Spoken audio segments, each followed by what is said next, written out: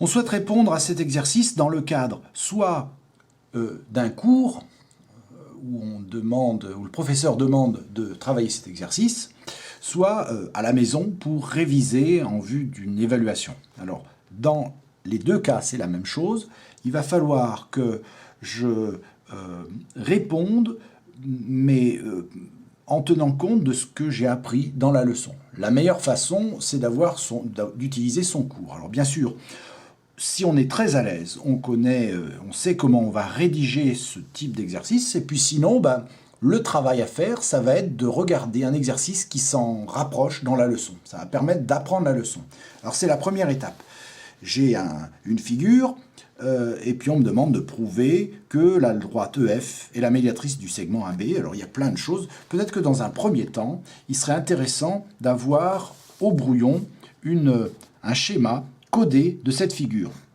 Je vais le dessiner très rapidement parce qu'on ne me demande pas de faire une construction. Voilà.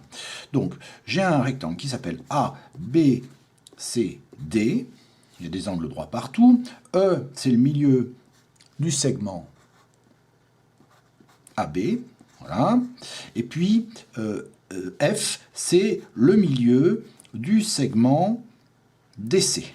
Voilà ce qui est écrit.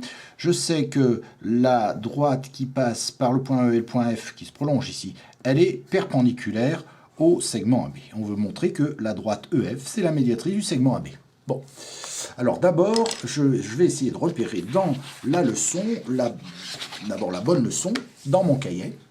Et donc, pour retrouver cette leçon, je vais choisir la leçon de géométrie, voilà, le raisonnement déductif. Dans ce raisonnement, je cherche un exercice qui serait très proche de celui-là. On me demande de prouver quelque chose, donc c'est une démonstration. Voilà, j'ai trouvé. Pour répondre à une question du type prouver que, démontrer, justifier, il faut utiliser une démonstration. Donc je vais être obligé de faire une démonstration. C'est quoi une démonstration? Elle se compose de 3 parties. Conditions d'utilisation, propriété, conclusion. Je vais continuer et j'arrive à des exemples. Alors voilà, je prends un exemple. Il ressemble à peu près à un énoncé comme ça avec ce que je dois faire. J'ai déjà fait la construction et je vais faire ce qu'on appelle un plan. On m'a montré pendant la leçon que le plan, je commençais par la conclusion, puis après la propriété et la condition d'utilisation. Je vais essayer de faire la même chose, de partir du plan. Alors, je vais par exemple ici numéroter, j'ai la conclusion, c'est la 3e chose. Voilà. Ensuite, la deuxième chose, c'est la propriété. Et puis, en premier, ce sera les conditions. Voilà, ça c'est au brouillon, donc je vais écrire ça assez rapidement.